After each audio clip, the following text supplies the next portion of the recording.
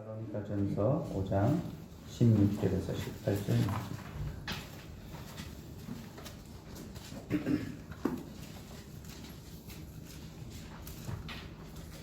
데살로니가전서 5장 16절에서 18절 말씀.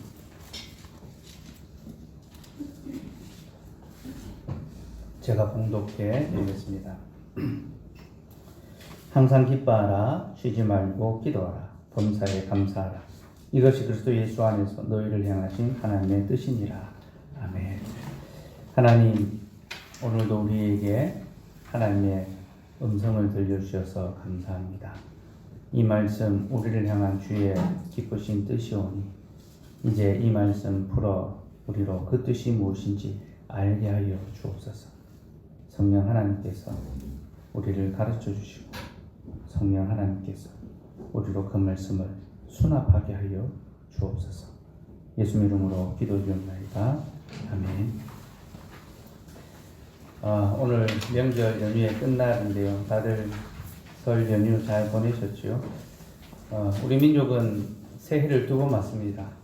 양력과 음력 이렇게 두 번 새해를 맞이하는데요. 덕분에 한 해에 대한 마음가짐 역시 두 번씩 새롭게 할 수 있는 기회를 얻게 됩니다. 새해에 새 마음으로 또 새롭게 또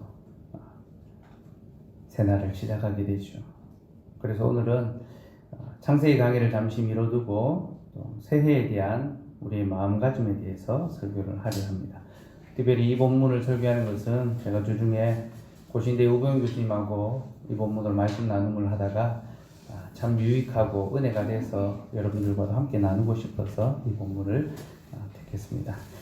오늘 본문에는 짧지만 강렬한 세 가지 명령이 나옵니다. 항상 기뻐하라, 쉬지 말고 기도하라, 범사에 감사하라 입니다. 이 세 가지 우리가 아주 잘 알고 있는 내용이죠. 그리고 잘 아는 것과 동시에 잘 지키지 못하는 것들이기도 합니다. 항상 기뻐하고 쉬지 말고 기도하며 범사에 감사하라는 것은 참 좋은 말이지만 지키기 또한 매우 어려운 그런 말입니다. 여러분, 과연 누가 정말 이렇게 살아갈 수 있을까요? 그죠? 그러나 우리는 이것이 하나님의 명령이라는 것을 기억해야 합니다. 하나님께서는 우리에게 너희는 항상 기뻐하라, 쉬지 말고 기도하라, 범사에 감사하라 라고 명령하십니다. 그럼 명령에는 반드시 복종이 요구됩니다. 명령은 복종이 수반될 때에 성취가 되죠. 하나님께서 우리에게 명령하셨습니다. 그는 우리의 구속자시기에 우리의 권위자며 우리의 주권자입니다.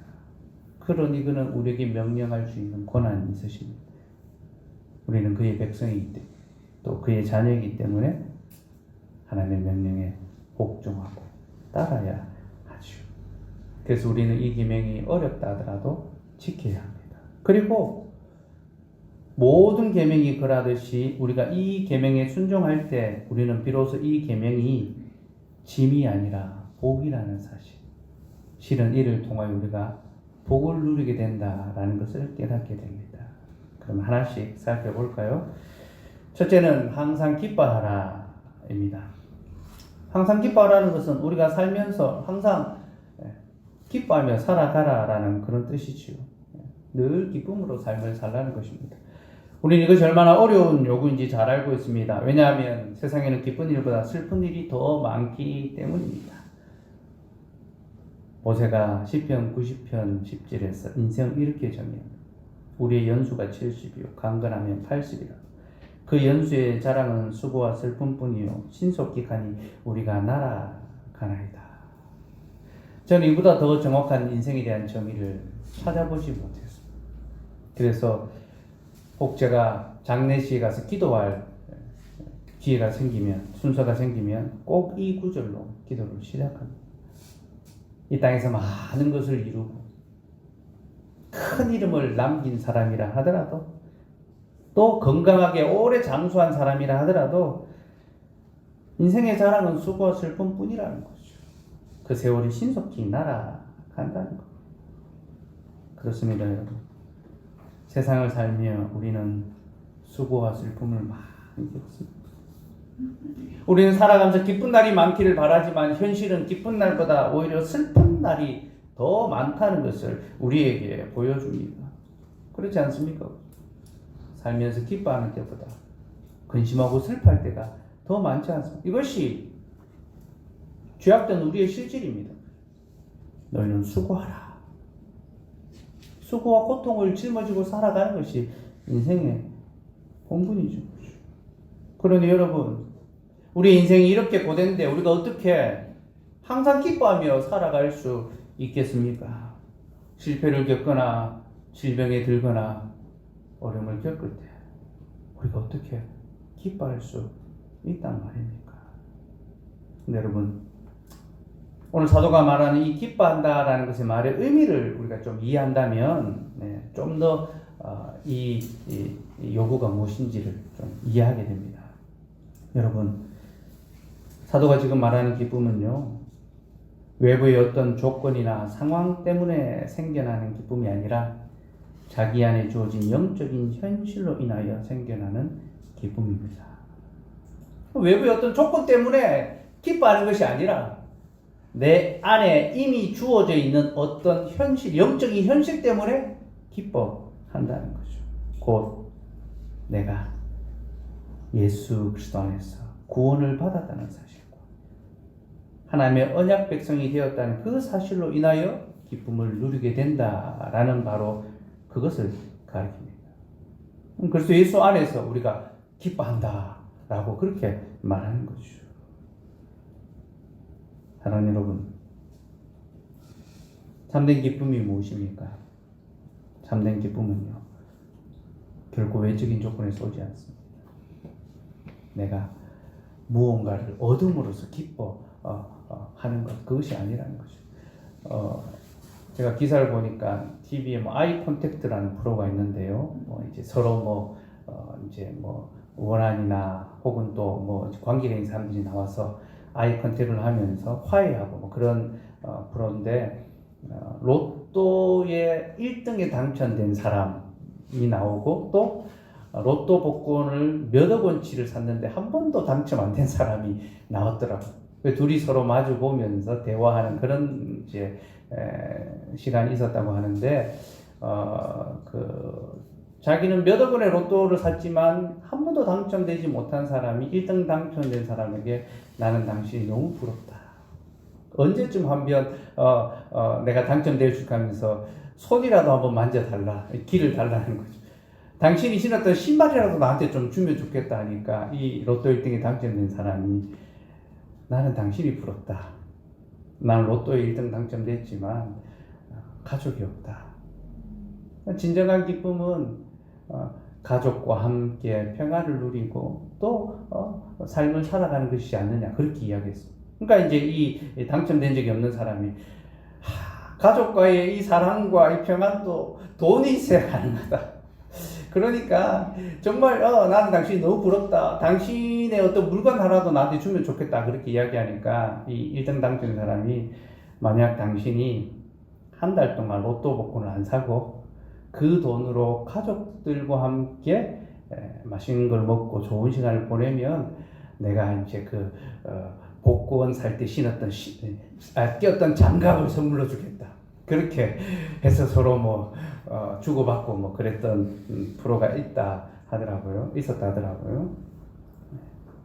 사람들은 외적인 조건이 충족되면 기쁨을 얻을 것이다 라고 생각합니다.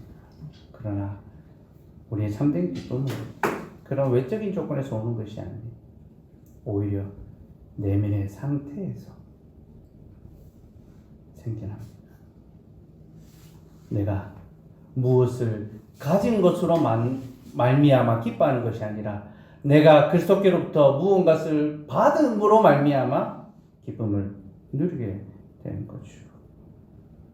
그래서 여러분, 기쁨이라는 것은요, 우리가 그리스도인이 되었다는 것의 첫 번째 표지, 증거와 같습니다. 왜냐하면 전에는 자신을 둘러싼 문제로 인하여 슬픔에 빠져있던 사람이 이제는 자신이 변화된 영적인 상태로 인하여 무한한 기쁨을 누리게 되기 때문이죠. 내 삶의 조건은 하나도 달라지지 않았는데 내 속이 내 영혼이 변화됨으로 말미암아 기뻐하며 즐거워하게 되는 겁니다. 그래서 기쁨은 누군가가 그리스도인이 되었을 때에 그에게서 가장 먼저 발견되는 특징입니다. 저 사람이 정말로 그리스도인이 되었다면 그의 안에서 기쁨이 솟아나는 거죠. 실제로 고대 기독교인들의 삶을 들여다보면요, 그들에게서 기쁨이라는 특징이 공통적으로 발견된다고 합니다. 당시의 저작 문헌들을 살펴보면요, 그리스도인이 남긴 대부분의 글에서 기쁨이라는 단어가 매우 자주 나온다고 합니다. 기쁨. 우리가 서신서를 봐도 기쁨이라는 단어가 많이 나온다는 것을 보게 되지 않습니까? 반면에 이방인들이 남긴 글에는 기쁨이라는 단어가 매우 드물게 나오며 또 나온다고 해도 영적이고 내면적인 것이 아니라 물질적인 것에만 국한되어 있습니다. 그들은 진정한 기쁨을 누리지 못한다는 거죠. 여러분, 이렇게 기쁨은요, 신자의 고유한 특성이며 또 신자와 불신자를 구분하는 기준이 됩니다. 어떤 일이 일어나도 그 사람 안에 있는 이 기쁨을 빼앗기지 않는 것, 그것이 성도의 모습이라는 거죠. 사랑하는 여러분, 성도는 외부의 조건으로 인하여 일일비하지 않습니다. 집값의 오르내림, 내가 이 집 말고 저 집을 살 거, 내가 여기 말고 저기서 살 거, 취업의 당락, 내가 여기 지원 안 하고 저기 지원할 거, 월급에 많고 적음으로 기뻐하거나 슬퍼하지 않습니다. 이런 것들은 수시로 변하고 잠시 후면 사라져버릴 것들입니다. 성도의 기쁨은 수시로 변하는 외적인 조건이 아니라 항상 변하지 않는 내적인 현실에 기초합니다. 곧 하나님께서 우리를 구원의 백성으로 받아주셨다는 사실에서 기쁨을 누리게 되죠. 특별히 하나님께서 우리를 무조건적으로 구원해 주셨기 때문에 우리의 기쁨 또한 무조건적입니다. 조건과 상관없이 우리는 기뻐하게 됩니다. 여러분, 하나님께서 왜 우리에게 항상 기뻐하라 라고 요구하실까요? 이는 하나님께서 우리를 먼저 항상 구원의 백성으로 인쳐주시기 때문입니다. 주께서 자격 없는 우리를 항상 구원의 백성으로 받아주시니 우리도 또한 항상 기뻐하는 것이 마땅하지 않겠습니까? 그리고 우리가 큰 슬픔에 처하였을 때도 우리는 우리를 구원해 주신 하나님의 은혜를 기억할 때에 다시 기쁨을 회복할 수가 있습니다. 비록 지금 자신의 형편은 힘들고 자신이 죽음에 이르는 것 같은 고통에 시달리지만 자기의 영혼은 변함없이 안전하기에 흔들리지 않는 기쁨을 누릴 수가 있게 되죠. 그래서 여러분, 항상 기뻐하라 라는 말씀은 너가 구원의 백성이라는 사실을 항상 기억하라 라는 말씀과 같습니다. 저는 항상 기뻐라는 말씀이 항상 기억하라 라는 말씀으로 읽힙니다. 여러분, 우리가 하나님의 그 구원의 은혜를 기억하는 한 우리는 항상 기뻐할 수 있습니다. 그러나 반대로 우리가 그 구원의 은혜를 잊어버리면 우리는 기쁨 또한 잃어버리게 될 것입니다. 여러분이 처음으로 구원의 은혜를 깨달았을 때를 한번 생각해 보십시오. 그때 여러분은 참된 기쁨을 맛보며 삶의 작은 것 하나에도 감격했을 것입니다.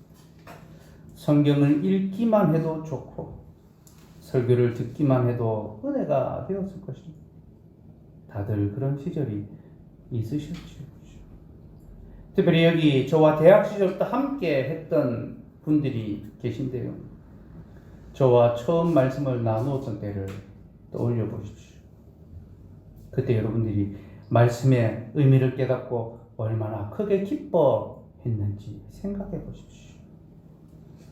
저는 여러분과 말씀의 교제를 나누며 여러분의 얼굴이 은혜로 상기되어 갔던 것들을 기억하고 있습니다. 주의 말씀이 어찌 이렇게 달고 오묘한지요. 그렇게 고백하고 우리 이후에 오지만 박순기 형제는 그때 늘 입에 대박이라는 말을 달고 살았죠. 하나님 말씀이 이렇게 은혜롭구나. 그렇게 고백했었죠. 그런데 여러분, 우리는 지금도 그런 기쁨을 누리며 삽니까?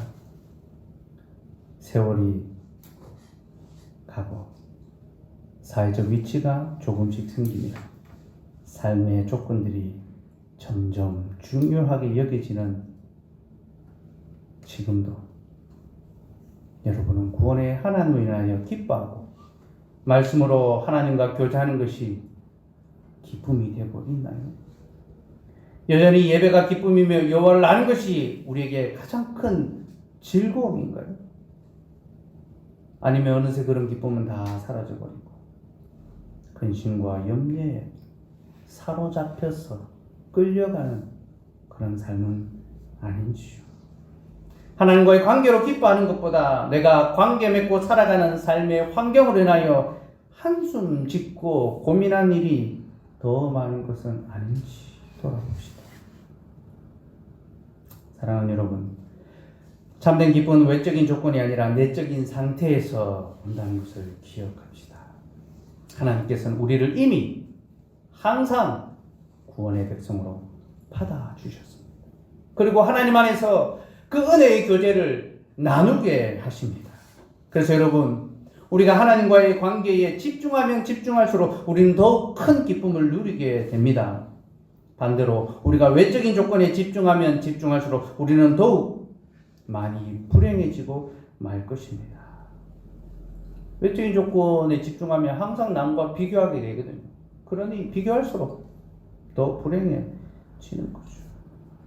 하지만 관계는요, 우리를 기쁘고 즐겁게 만들어 줍니다. 관계는 그런 것입니다. 여러분, 우리가 누군가와 교제를 시작할 때에 우리는 그 사람과 사귐을 갖는다는 사실만으로도 아주 크게 기뻐합니다.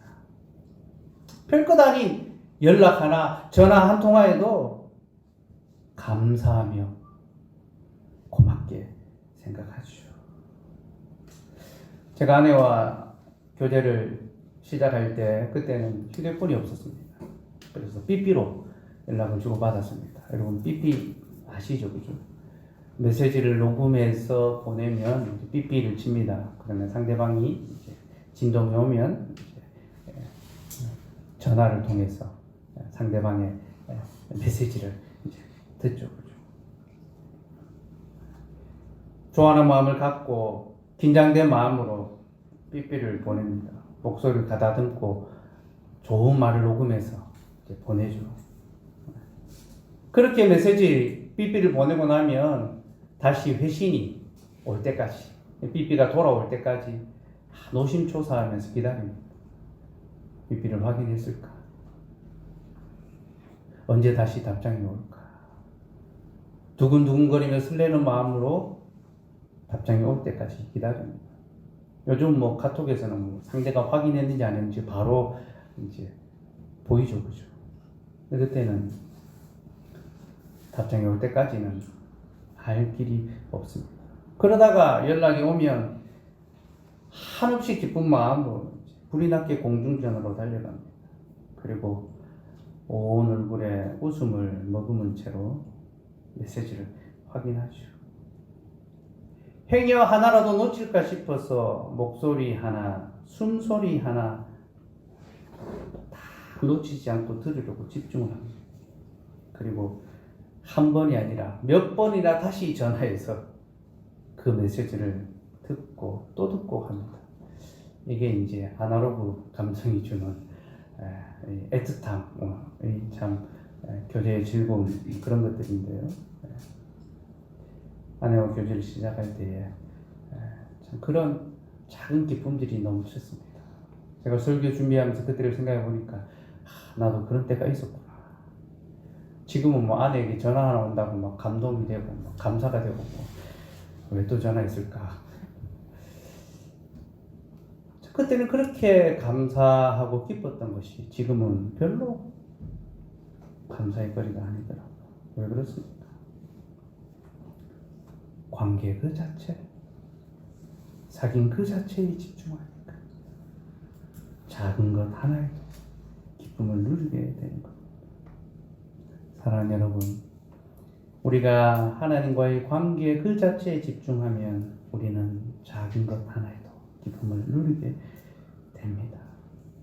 내가 예배할 수 있다는 사실, 말씀을 들을 수 있다는 그 사실, 나를 보호하며 돌볼 수 있는 교회에 속해 있다는 그 사실이, 믿음의 교제를 나눌 수 있는 지체들이 있다는 사실이, 내가 기도할 수 있다는 사실이, 내가 말씀을 펼쳐 읽을 수 있다는 그 사실이 우리에게 기쁨과 감사의 거리가 되는 것이죠.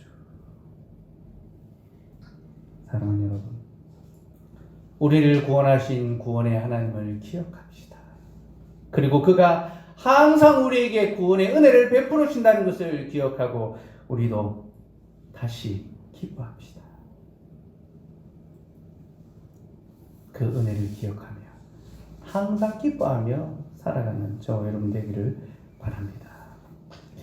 두 번째 명령은 쉬지 말고 기도하라 라는 것입니다.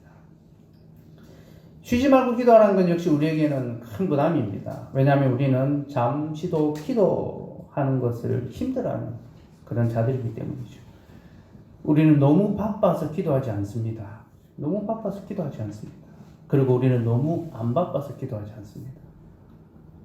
시간이 주어지는 대로 기도하지 않고, 시간이 없으면 없는 대로 기도하지 않죠. 그게 우리의 실질입니다.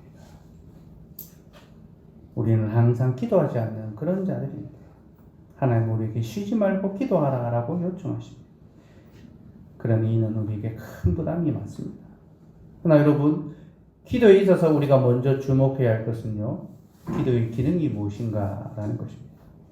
여러분, 기도의 주된 기능은 우리의 소원을 아뢰는 것도, 또 하나님의 응답을 받는 것도 아닙니다. 기도의 첫 번째 기능은 우리가 하나님과 관계를 맺고 교제를 나눈다는 것에 있습니다. 주님은 우리에게 기도를 가르치면서 바로 이 사실을 알려주셨습니다. 그래서 기도의 첫 대목으로 하늘에 계신 우리 아버지요 라고 말씀하셨죠. 우리가 하나님과 아버지와 자녀의 관계를 맺고 또 그 아버지와 교제하며 살아가는 것이 기도다라는 것을 주님은 가르쳐 주셨습니다. 그러니 여러분, 쉬지 말고 기도하라는 것은 하나님과 끊임없이 교제하라라는 그런 요청입니다.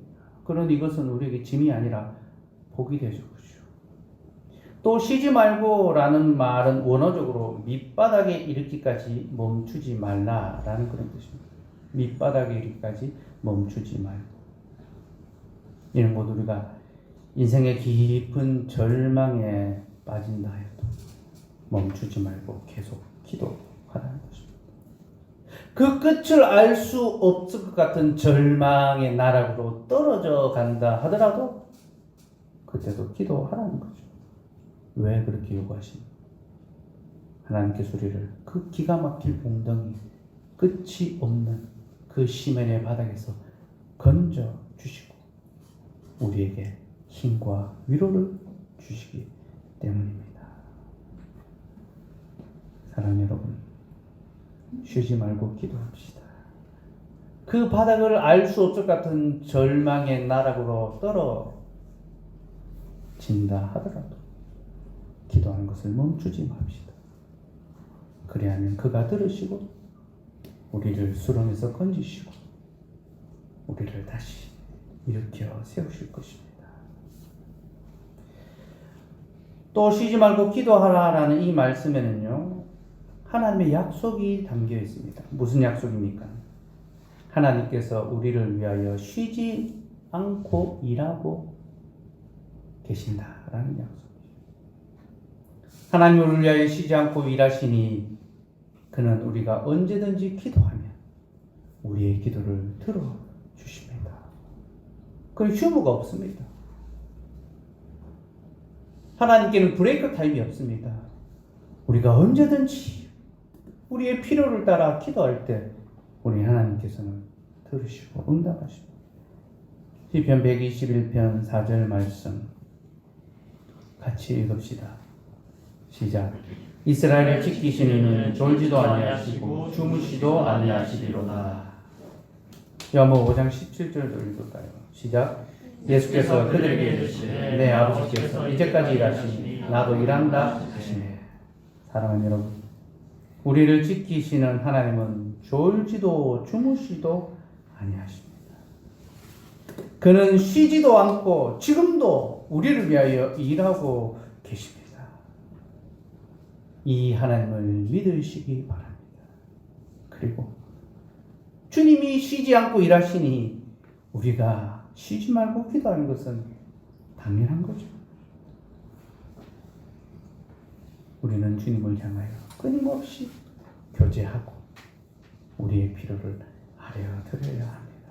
근데 여러분, 이렇게 하려면 우리에게 훈련이 필요합니다. 쉬지 말고 기도하려면 우리는 일상 속에서 기도의 습관을 들여야 합니다. 습관이 무엇입니까? 습관은 반복을 통하여 어떤 행동이 자연스럽게 몸에 배이게 하는 겁니다. 그리고 한번 몸에 배이면 어떤 상황에서도 자연스럽게 그 행동을 하게 됩니다. 제가 전에도 한번 말씀드렸는데요. 야구 선수들이 시속 150km로 날아오는 그 작은 공을 방망이로 맞출 수 있는 것. 이거는 사람이 할 수 있는 일이 아닙니다. 근데 그것을 쳐서 안타를 만들고 홈런을 치는 것은요, 머리가 반응해서, 머리가 명령을 내려서 치는 것이 아니라 몸이 반응해서 치는 거라고 합니다. 그러니까 타격 연습을 무한히 반복을 해서 공이 날아오면 자신도 모르게 몸이 반응하도록 그렇게 되는 거죠. 습관이 되는 거죠. 그래서 그 빠른 공을 칠 수 있다고 합니다. 여러분, 이것이 어찌 일상의 삶에만 적용되겠습니까? 우리는 이것이 영적이며 경건의 삶에도 적용된다는 것을 알아야 합니다. 우리가 훈련을 통하여 기도의 습관을 들일 때 우리는 삶의 어떠한 상황, 곧 그 끝을 알 수 없는 절망의 바닥에 떨어진다 하더라도 우리는 하나님께 기도할 수 있게 됩니다. 그게 몸에 배어있기 때문에 엎드려 기도하게 되는 거죠. 그렇게 기도할 수 있다면 이것보다 더 큰 복이 어디에 있겠습니까? 이를 위하여 저는 몇 가지 현실적인 제안을 드리려고 합니다. 첫째는 짧은 기도를 반복적으로 하라는 겁니다. 처음부터 길게 오래 기도하는 것은 쉽지 않습니다. 하지만 짧게 반복적으로 하는 것은 누구나 가능하죠. 짧은 기도를 반복하는 겁니다. 예를 들어서 아침에 일어났을 때 우리가 습관적으로 휴대폰부터 먼저 보는 것이 아니라 기도부터 먼저 하는 습관을 들이는 것이죠.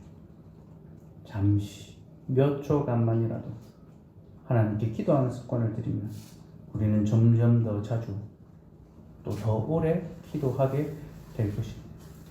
일과를 시작하기 전에, 사람을 만나기 전에 우리의 모든 상황 속에서 기도하는 습관 짧게나마 가져가는 것이 필요합니다. 둘째는 시간을 정해놓고 기도하는 겁니다. 언제든지 시간이 나면 기도하겠다라고 그렇게 생각하는 분들이 있는데요.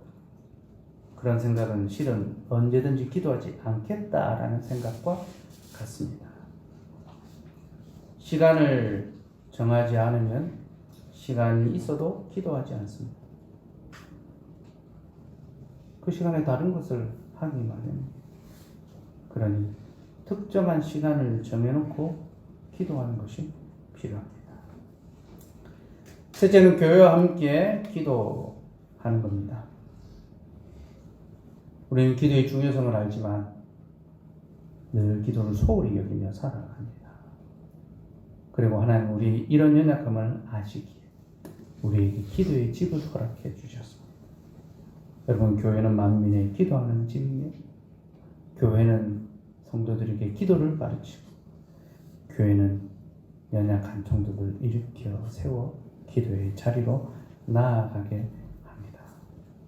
그러므로 교회가 정한 공적인 기도의 시간을 함께 지키며 기도하는 것, 이것은 우리의 신앙의 삶에 매우 유익하고 안전한 길입니다.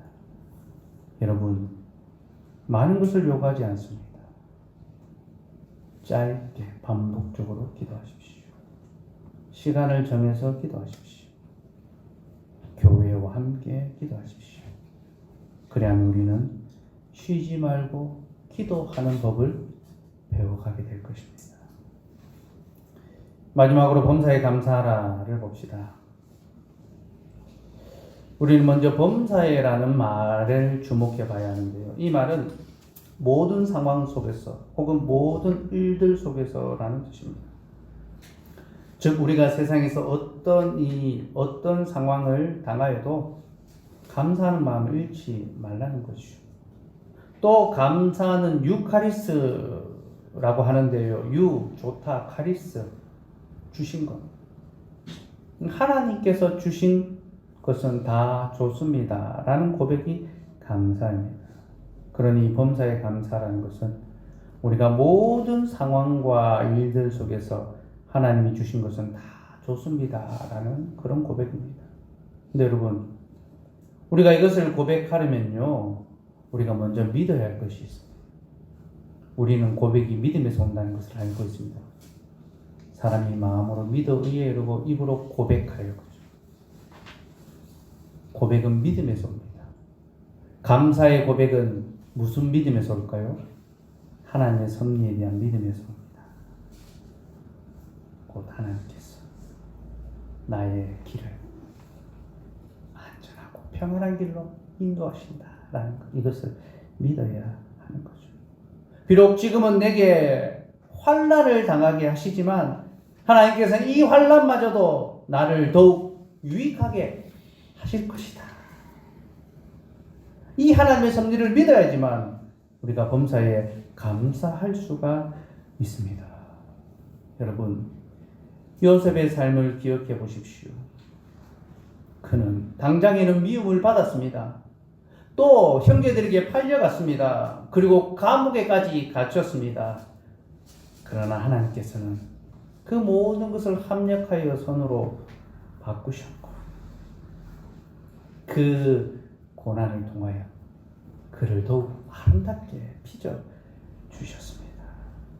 그래서 요셉은 하나님의 섭리를 깨닫고 나서 모든 상황에 대해서 감사의 고백을 할 수 있었던 것입니다.